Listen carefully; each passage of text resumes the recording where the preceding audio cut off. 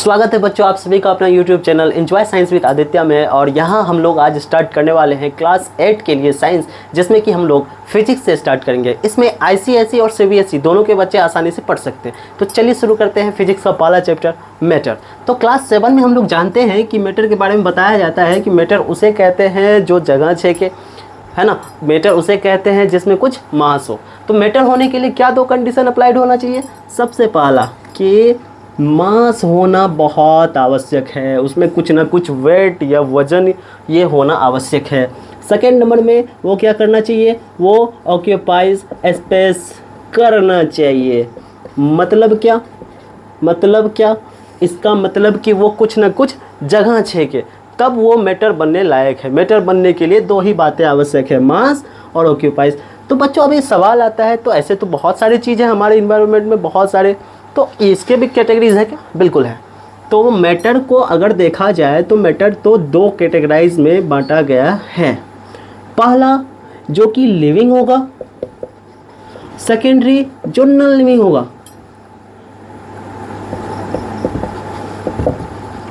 ठीक है, जो लिविंग होगा वो भी मैटर है, जो नॉन लिविंग होगा वो भी मैटर है।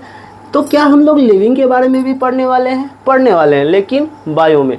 ठीक है, इसके बारे में हम लोग कहाँ पढ़ते हैं, इसके बारे में हम लोग पढ़ते हैं बायो में।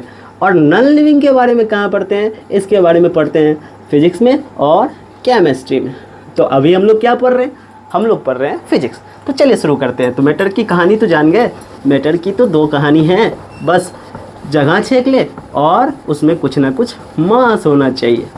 अब बात आती है भैया मैटर तो जान लिए, अब क्या ये मैटर किसी छोटे छोटे पार्टिकल से मिलके बना है? ये मैटर बना कैसे है? तो महर्षि कणाद, या नोट करिएगा आपके बुक में भी होगा, कौन है ना, ये थे महर्षि कणाद भाई साहब, है ना। इन्होंने एक बात बताया, इन्होंने कहा कि जितने भी मैटर हैं वो सभी छोटे छोटे पार्टिकल से मिलके बने, और उन छोटे पार्टिकल को इन्होंने नाम दिया परमाणु, और बाद में उसी का नाम पड़ा एटम। ठीक है, तो इन्होंने कहा कि मैटर जो है बहुत छोटे छोटे पार्टिकल से मिलके बना है, जिसका नाम क्या है, एटम। चलिए समझते हैं। इन्होंने ही नाम दिया था परमाणु, ठीक है, जिसे क्या कहा गया, एटम। अब क्या कहानी, अब ये एटम के बारे में तो पता चला, लेकिन क्या एटम एटम एटम और सीधा मैटर? नहीं, कहानी ऐसी नहीं है, बीच का रास्ता है। अब कहानी ऐसी थी कि जब एटम और एटम मिलेंगे तो क्या बनेगा, तो बनेगा मॉलिक्यूल्स। बहुत भाई साहब, ये नया नाम आया, तो ये क्या बातें हैं। तो कहा गया है कि जो छोटे छोटे पार्टिकल से मैटर बने हुए हैं, है ना, उन छोटे पार्टिकलों को आपस में जोड़ेंगे तो कुछ मॉलिक्यूल्स बनेगा, और उन मॉलिक्यूल्स को आपस में मिलाएंगे तो वो बन जाएगा आपका मैटर। तो ये कहानी थी भैया भाई साहब, ठीक है। तो ऐसे ही कहानी थी, और तब जाके कहीं मैटर की खोज हुई। अब ये मॉलिक्यूल्स क्या नहीं, तो एक छोटा सा मैं पिक्चर समझाना चाहूँगा कि ऐसा कहा गया है कि एटम अगर ऐसा पार्टिकल है तो ऐसे दो या दो से अधिक पार्टिकल को आपस में मिलाएंगे तो ये बनेगा मॉलिक्यूल भैया, है ना।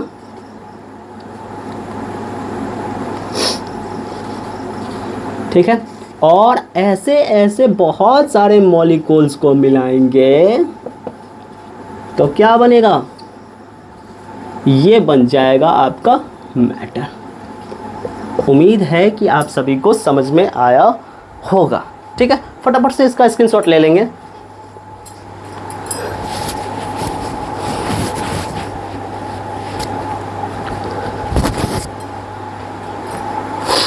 चलिए, आप सभी को समझ में आ गया होगा। अब कहानी थोड़ी सी आगे बढ़ती है। क्या होती है, कहानी बढ़ती है आगे। मैटर समझ लिए, एटम समझ लिए, मॉलिक्यूल्स भी समझ लिए। अब थोड़ा सा टाइप्स ऑफ मॉलिक्यूल्स को, है ना, मद्देनज़र रखा जाए और समझा जाए कि मॉलिक्यूल्स कितने टाइप के होते हैं। तो कहा गया है कि जो मॉलिक्यूल्स होते हैं उसके भी टाइप्स होते हैं। मॉलिक्यूल्स के, है ना, टाइप। क्यों भैया, कैसा टाइप?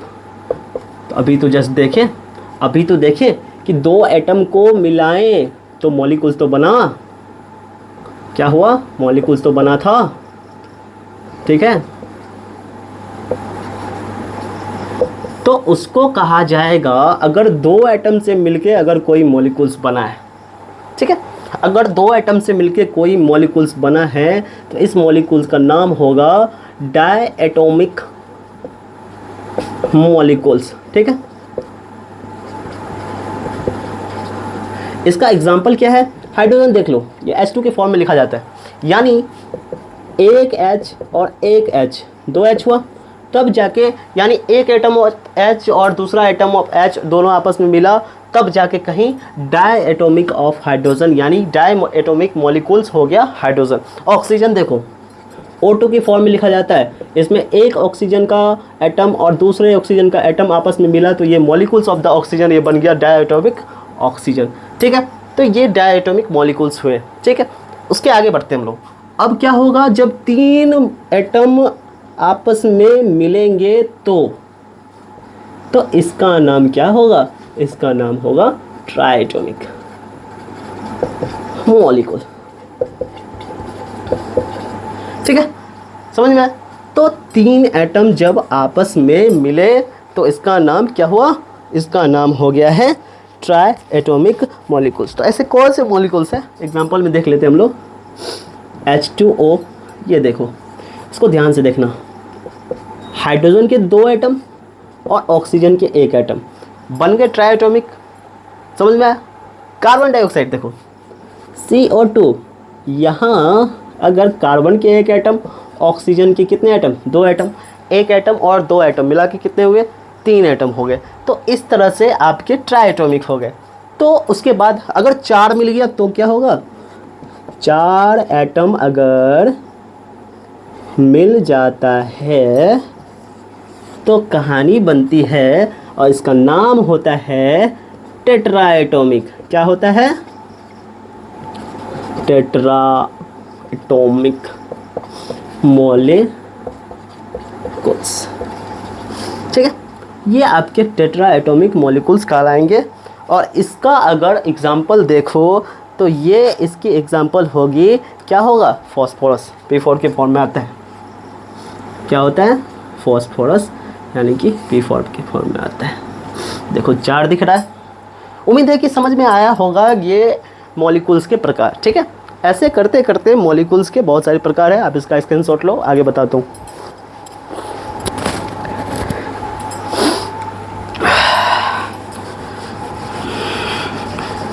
चलिए आगे बढ़ते हैं।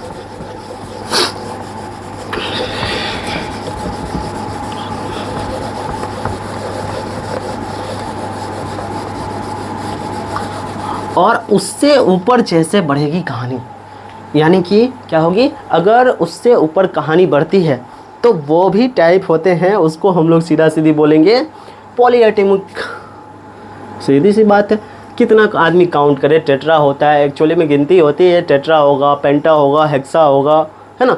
तो इतना गिनते रह जाओगे, सीधा सीधी बात, टेट्रा से ऊपर जैसे ही बढ़े उतना ज़्यादा दिमाग नहीं लगाना है ना। और उसके लिए हम लोग क्या लिख देंगे, एक लास्ट नाम, वो हो जाएगा पॉलीएटॉमिक मॉलिक्यूल्स, ठीक है।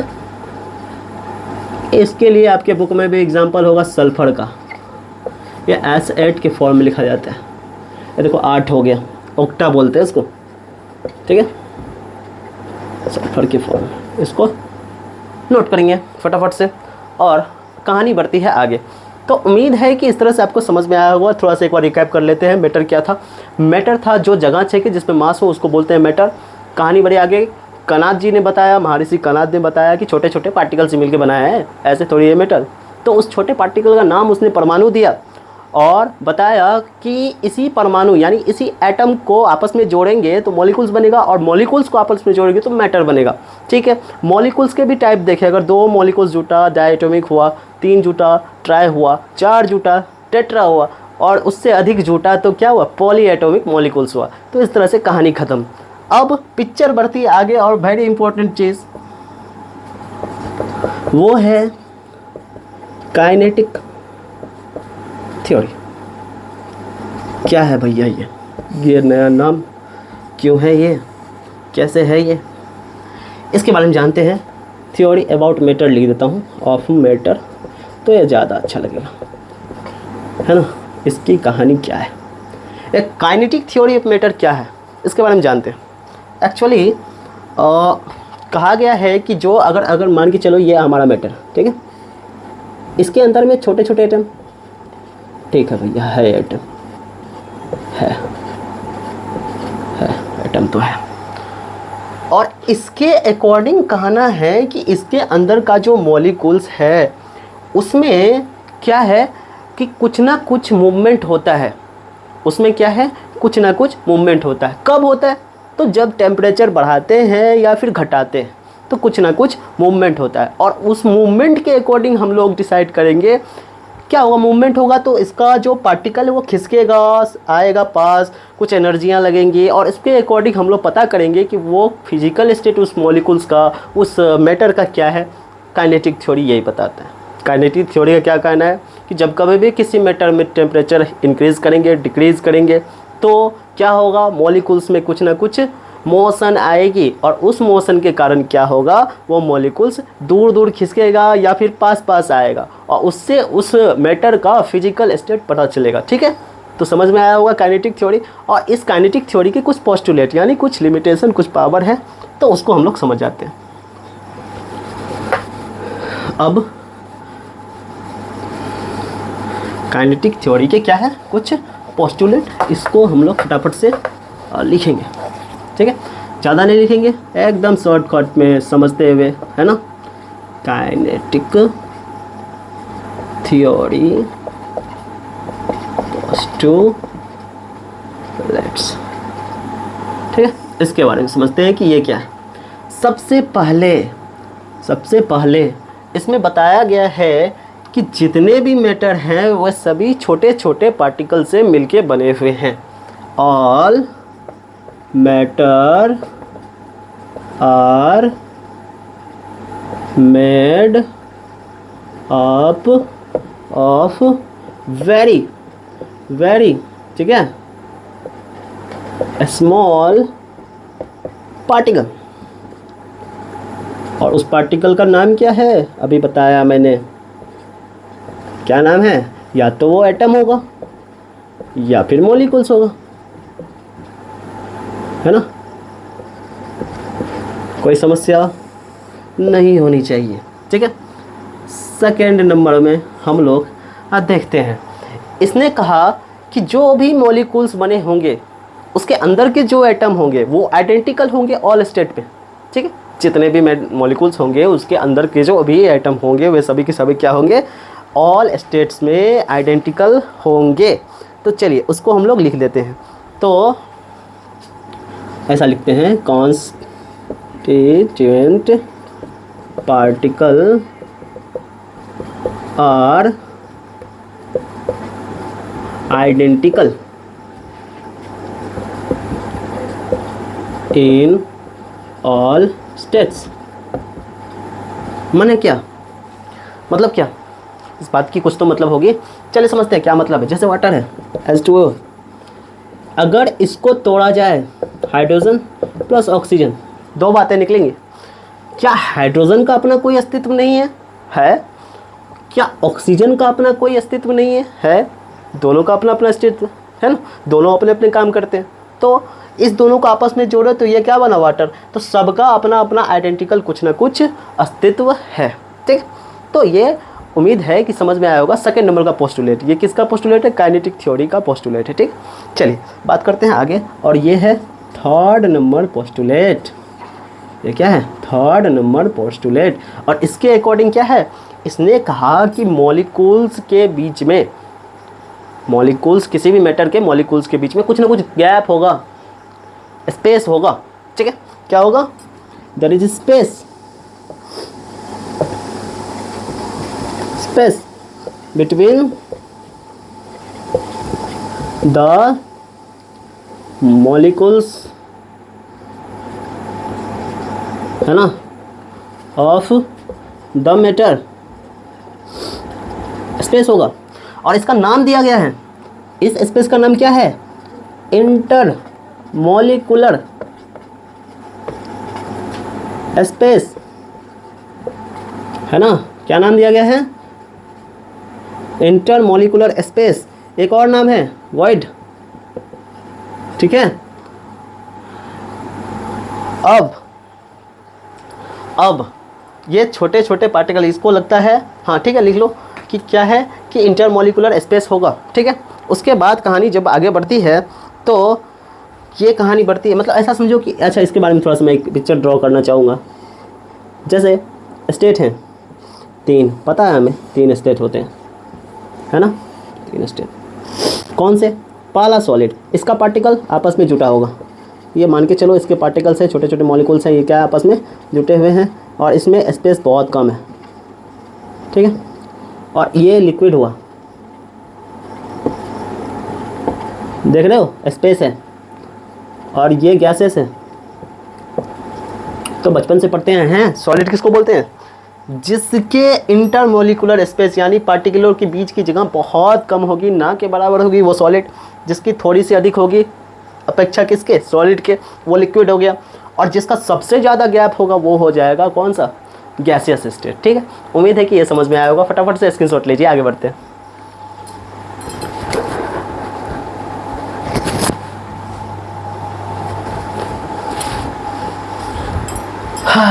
बोर्ड बड़ा गंदा हो गया है, आगे बढ़ते हैं।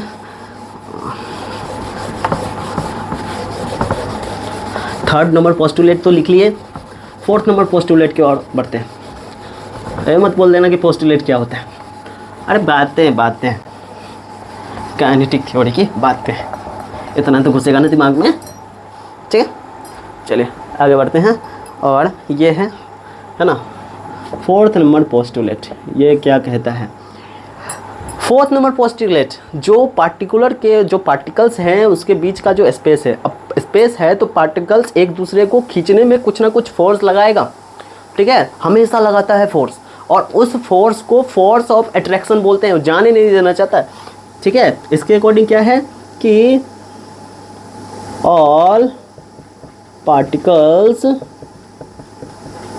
Of the matter possesses some force, है ना। It is known, इसका नाम भी है स्पेशल, as इंटरमॉलिक्यूलर, मॉलिक्यूल्स के बीच में फोर्स लग रहा है, फोर्स ऑफ अट्रैक्शन। कैसी फोर्स लग रही है, अट्रैक्शन की, रिपल थ्योरी, इसलिए अट्रैक्शन, ठीक है, समझते हैं। सॉलिड को देखते हैं, लिक्विड को देखते हैं और गैस को देखते हैं। 3 डब्बे हैं हमारे पास, ठीक है। इसका तो नज़दीक है भाई, इसमें तो कोई झमेल ही नहीं है, ठीक है।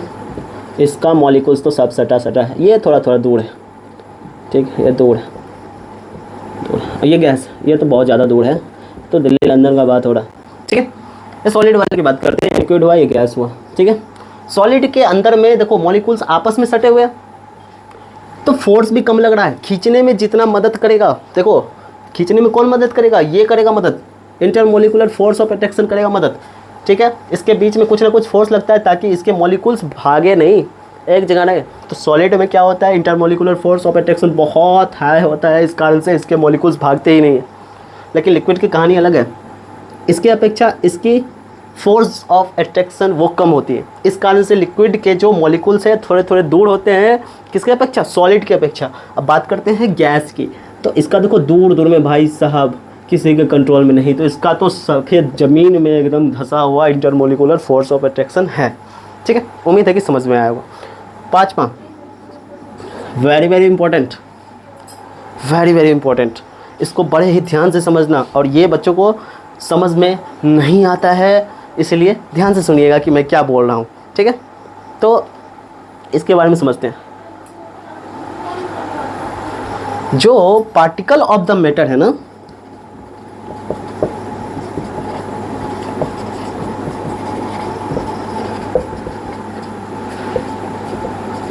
ऑलवेज टेस्ट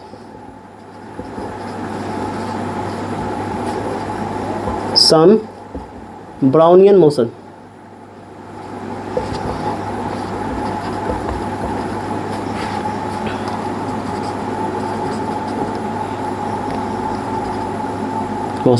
ठीक है।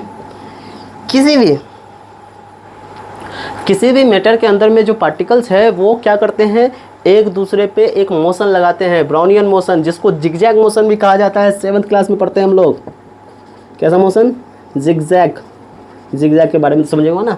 ऐसा मोशन ऐसे चलेगा, ऐसे इस टाइप से। कैसा? ये समझिए। अगर ये अगर मान के चलो ये है आपका मॉलिक्यूल्स, ठीक है। अगर इस पर कुछ मोशन करना हो तो ये कुछ यूँ चलेगा, यूँ ऐसे ऐसे भागेगा, मतलब वाइब्रेट करेगा, ठीक है। तो ऐसे तरह का मोशन जो होगा वो जिगजैग मोशन कहलाएगा। ये कब होगा? हमेशा थोड़ी हो जाएगा। जब टेम्परेचर बढ़ेगा तब ये मोशन बढ़ेगा, ठीक है। क्या होगा? Temperature it increases. लिख देता हूँ, लिख लेना। It increases when the temperature increase and decreases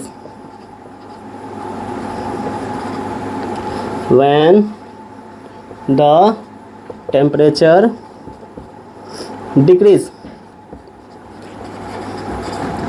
समझे बात को? ये मोशन तभी लगेगा जब टेम्परेचर हाई होगा, यानी टेम्परेचर का होना आवश्यक है। टेम्परेचर बढ़ेगा तो मोशन बढ़ेगा, टेम्परेचर घटेगा तो मोशन घटेगा। कौन सा मोशन? पार्टिकल के बीच का मोशन, जो, ठीक है ना। और इसमें जो एनर्जी खर्चा हो रही है उस एनर्जी को क्या बोलते हैं? काइनेटिक एनर्जी बोलते हैं। समझ में आ रही है बात? हाँ, फटाफट से जो है इसका स्क्रीनशॉट लीजिए, आगे बताता हूँ कहानी।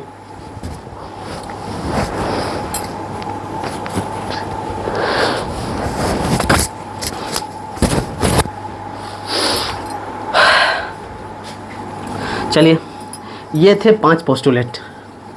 किसके? काइनेटिक थ्योरी ऑफ मैटर के 5 पोस्टुलेट। उम्मीद है कि इसको आप सभी अच्छे से नोट कर लिए होंगे। और आगे बढ़ते हैं, लेकिन उससे पहले एक बार रिवीजन कर लेते हैं इस 5 जो पोस्टुलेट है उसको। फर्स्ट पोस्टुलेट क्या बोल रहा था?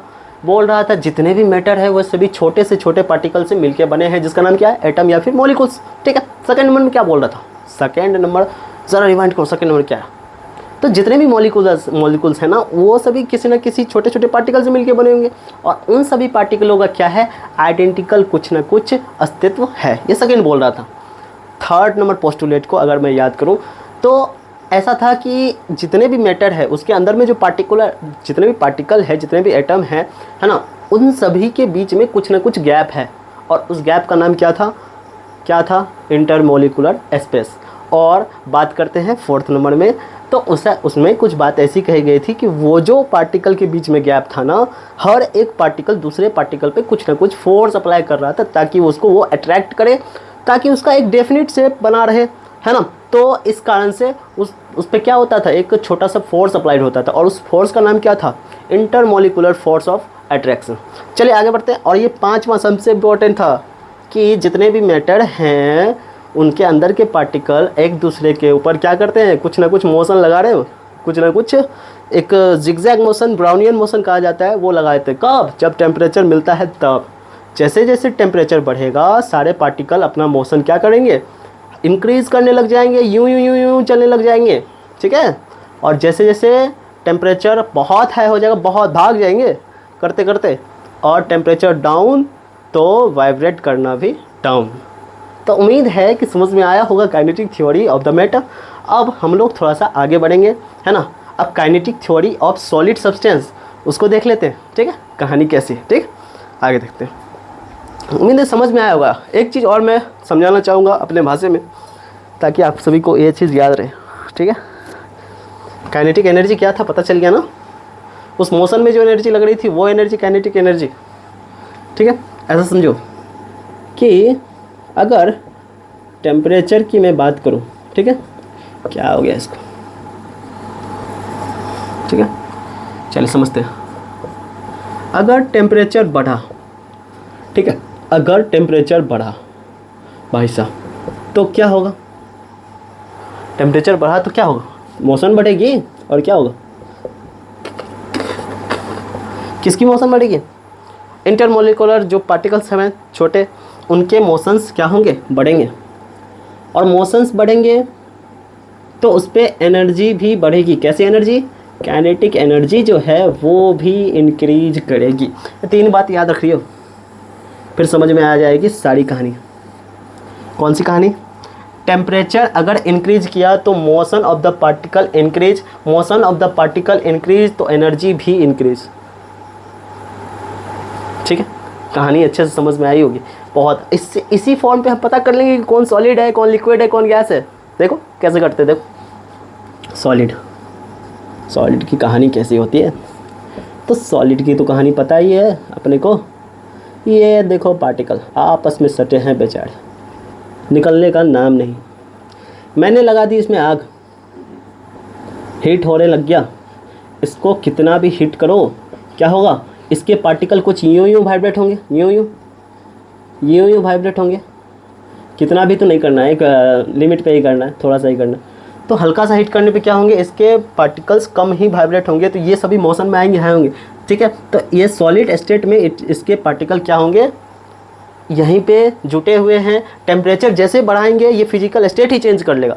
फिजिकल स्टेट तो चेंज अभी करवाना है नहीं, है ना। सॉलिड का बस इतना देखना है कि इसके मोशन बहुत नज़दीक होते हैं, बहुत नज़दीक होते हैं, तो काइनेटिक एनर्जी इसकी क्या होगी, कम होगी। सॉलिड में काइनेटिक एनर्जी बहुत कम लगेगी, क्योंकि मेहनत ही नहीं करना पड़ रहा है। काइनेटिक एनर्जी तब लगती जब इसको बहुत ज़्यादा मेहनत करना पड़ता। आप भी समझिए, जितना ज़्यादा आप काम करते हो उतना ज़्यादा भूख लगता है, उसी को तो बोलते हैं काइनेटिक एनर्जी। ठीक है, चलिए समझते हैं लिक्विड की कहानी कैसी होती है।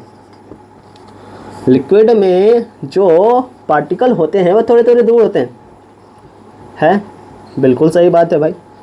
तो इस पे अगर थोड़ा सा भी हीट लगे तो ये तो थोड़ा थोड़ा दूर भागता है। इसी हीट का जो टेम्परेचर है वो थोड़ा सा हाई करने पे ये कन्वर्ट हो जाएगा लिक्विड में, और ये थोड़ा थोड़ा दूर भागेगा, यूं ऐसे ऐसे भागेगा।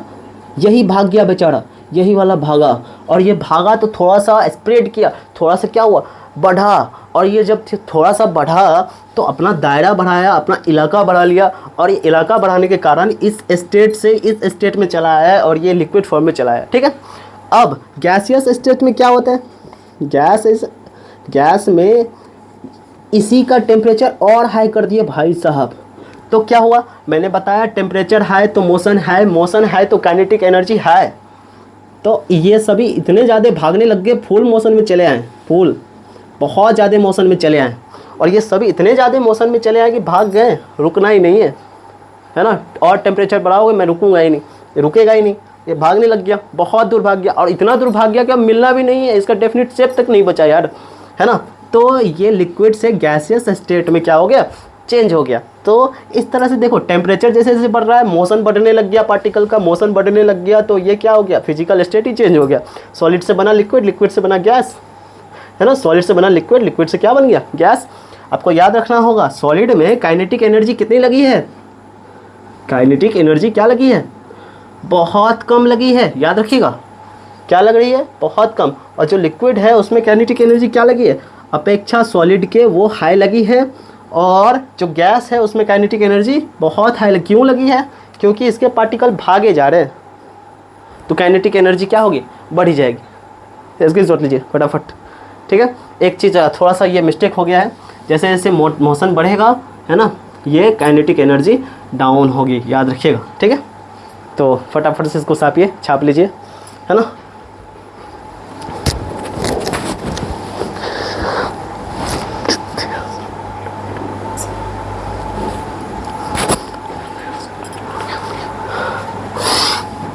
बात कर लेते हैं सॉलिड, लिक्विड और गैस की।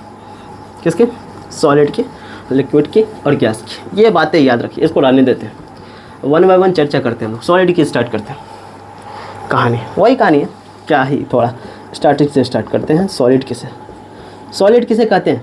अच्छा, सॉलिड को वेरीफाई करने के लिए हम लोग 7th क्लास में पढ़ते हैं जिसका डेफिनेट शेप हो, जिसका इंटरमोलिकुलर स्पेस यानी कि बीच का जो जगह है वो क्या हो, कम हो, है ना। और क्या बात है, इंटरमोलिकुलर फोर्स जो लग रहा है वो क्या लगे, कम लगे। वैसे चीज़ों को क्या बोलते हैं, सॉलिड बोलते हैं। मास भी डेफिनिट हो, है ना। सॉलिड होने के लिए कुछ कुछ बातें होना आवश्यक है। क्या है, डेफिनिट शेप, बहुत माने निश्चित कुछ शेप होना चाहिए, तब जाके कहीं सॉलिड बनता है। ऐसे थोड़ी सॉलिड बन जाता है, आसान काम थोड़ी है सॉलिड बनना, है ना। डेफिनिट शेप होना चाहिए। सेकंड नंबर, मास डेफिनिट होना चाहिए। ये नहीं कि कुछ भी अभी 1 किलो 1 घंटा बाद 2 किलो, ऐसा कुछ नहीं है, मास होना चाहिए, ठीक है, डेफिनेट। थर्ड नंबर में इंटरमोलिकुलर स्पेस, क्या, इंटरमोलिकुलर स्पेस, अधिक की कम, क्या होना चाहिए, बिल्कुल कम होना चाहिए, होना ही नहीं चाहिए। पार्टिकल सटे सटे रहेंगे तो वो सॉलिड होंगे। अब काइनेटिक थ्योरी किसे, इसका क्या लेना देना, तो उससे भी लेना देना है। देख लो जो अभी मैंने बताया ना, ये सॉलिड के अंदर का पार्टिकल, किसी का भी पार्टिकल, ये कुछ ना कुछ मोशन में होगा, वही तो काइनेटिक थ्योरी बताता है, ठीक है। क्या बताता है, ये बताता है ये जब मोशन में होगा तो क्या होगा, इसकी काइनेटिक एनर्जी बहुत कम होती है, ठीक है। टेम्परेचर जैसे जैसे हीट होता है तो ये इसका मोशन बढ़ने लग जाता है, ठीक है। काइनेटिक थ्योरी के हिसाब से जो काइनेटिक एनर्जी है इसमें कम लगती है। क्या लगती है, इसमें काइनेटिक एनर्जी कम लगती है। क्यों कम लगती है, क्योंकि ये मोशन कर रहा है, देखो अपने इलाके में रह के कर रहा है, कहीं जा नहीं रहा, इधर ही डांस कर रहा है ना, घिसक भी नहीं रहा। घिसकेगा कब, जब टेम्परेचर बढ़ाएंगे तब, ठीक है। समझ में आया होगा। ये थी सॉलिड की कहानी। क्या चाहिए, डेफिनिट शेप चाहिए, डेफिनिट मास चाहिए, इंटरमोलिकुलर स्पेस चाहिए और काइनेटिक एनर्जी बहुत कम चाहिए, ठीक है। समझ में आए, आगे बढ़ते हैं। सॉलिड के बाद हम लोग चलते हैं लिक्विड पे। क्या है लिक्विड की कहानी भाई साहब, वही कहानी है सबकी, तो एक ही कहानी, घर घर की कहानी, है ना। बढ़ते हैं आगे। यह है लिक्विड, बेचारा टूट के बना है, किससे, सॉलिड से। क्यों, देखो ये बोला डेफिनिट शेप होना आवश्यक नहीं है, इसके रिक्वायरमेंट में डेफिनिट शेप होना आवश्यक है ही नहीं। तो क्या आवश्यक है, मास होना आवश्यक है। हाँ मास तो चाहिए भाई, मास तो चाहिए, डेफिनिट मास चाहिए। कौन सा मास, मास डेफिनिट होना चाहिए, ऐसा नहीं लिख देता हूँ यार, तुम लोग फिर बाद में बोलोगे, ठीक है। मास डेफिनिट होना चाहिए। एंड थर्ड नंबर में क्या होना चाहिए, इंटरमोलिकुलर स्पेस सॉलिड की अपेक्षा अधिक होना चाहिए, ठीक है। इंटरमोलिकुलर स्पेस क्या होना चाहिए, अधिक होना चाहिए, किसके अपेक्षा, with respect to, with respect, WRT का मतलब है with respect to solid. Visualise करो पिक्चर को, कैसा बनाए थे डब्बा में, इसका मॉलिक्यूल्स थोड़ा थोड़ा दूर था तो इंटरमोलिकुलर स्पेस तो बढ़ गया ना, बढ़ गया तो इस पर फोर्स कितना लग रहा है, इंटरमोलिकुलर फोर्स ऑफ अट्रैक्शन अधिक लगेगा कि कम लगेगा, अधिक लगेगा, अधिक लगेगा ना, दूर भाग गया। अब इंटरमोलिकुलर फोर्स ऑफ अट्रैक्शन इस पर अधिक लगेगा, याद रखिएगा।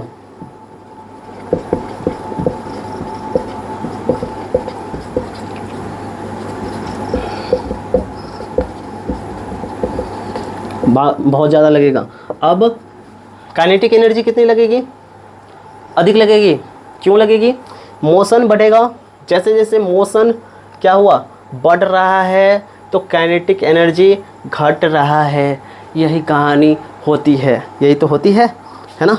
मोशन बढ़ रहा है, काइनेटिक एनर्जी घट रहा है। कुछ बात समझ में नहीं आ रही सर, क्या क्या बोले जा रहे हैं आप।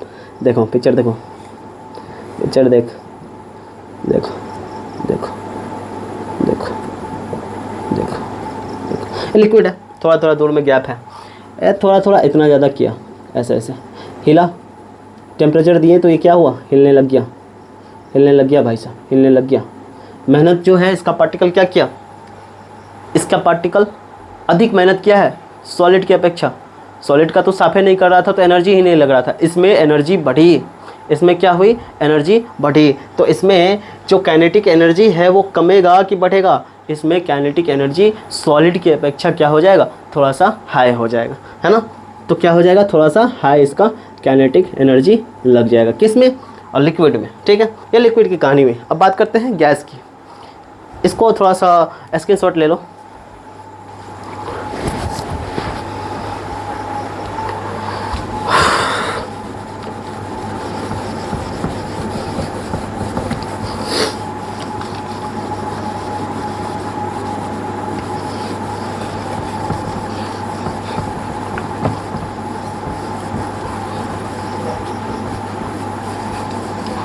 किसकी कहानी करेंगे अब करेंगे हम लोग गैस के बारे में चर्चा। भाई नाम सुन के पेट में गुड़गुड़ हो जाता, चलो कोई बात नहीं, होता है।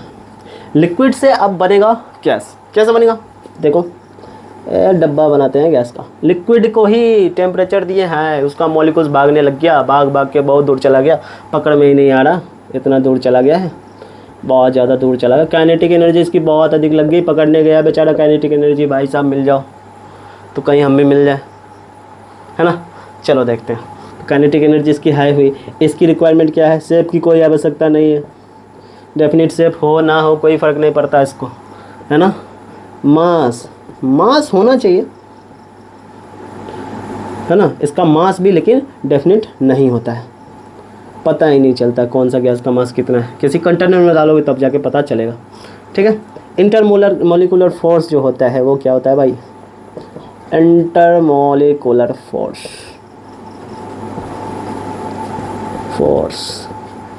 अट्रैक्शन, ये क्या होता है, बहुत हाई होगा, कम थोड़ी होगा, बहुत हाई होगा। क्यों होगा है, क्योंकि इसके पार्टिकल्स भाग गए हैं, उसको पकड़ने में कितनी ज़्यादा एनर्जी लगेगी भाई साहब, बहुत ज़्यादा एनर्जी लगेगी, दूर भाग गया है ना, है ना।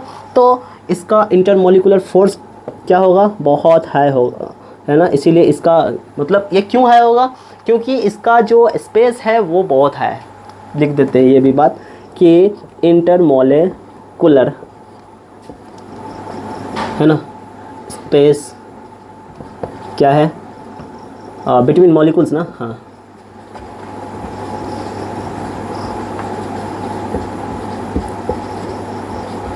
वो बहुत ज़्यादा हाई है। चलिए समझते हैं कि गैस का काइनेटिक एनर्जी बहुत हाई होगा क्योंकि ये मोशन बहुत ज़्यादा करेगा। ठीक है, उसके बाद जो शेप होगा वो क्या हो जाएगा, डेफिनिट हो जाएगा, और जो मास हो डेफिनिट नहीं होगा, शेप क्या होगा, डेफिनिट नहीं होगा, और मास क्या होगा, डेफिनिट नहीं होगा, और इंटरमॉलिक्यूलर फोर्स ऑफ अट्रैक्शन क्या हो जाएगा, बहुत ज़्यादा हाई लगेगा क्योंकि इसके मॉलिक्यूल्स जो हैं वो दूर दूर पे हैं। ठीक है, तो इस तरह से गैसेस स्टेट हुए। तो इस तरह से हम लोग काइनेटिक थ्योरी के अकॉर्डिंग सॉलिड, लिक्विड और गैस के बारे में पढ़े। अब इंटर कन्वर्जन, आपस में चेंजिंग, किसका, सॉलिड से लिक्विड बनना, लिक्विड से गैस बनना, गैस से क्या बनना, गैस से क्या बनेगा, फिर हम लोग वापस कर लेंगे ना कहानी। ठीक है, तो इसके बारे में हम लोग अगले दिन पढ़ेंगे और वो पढ़ेंगे हम अगले पार्ट में।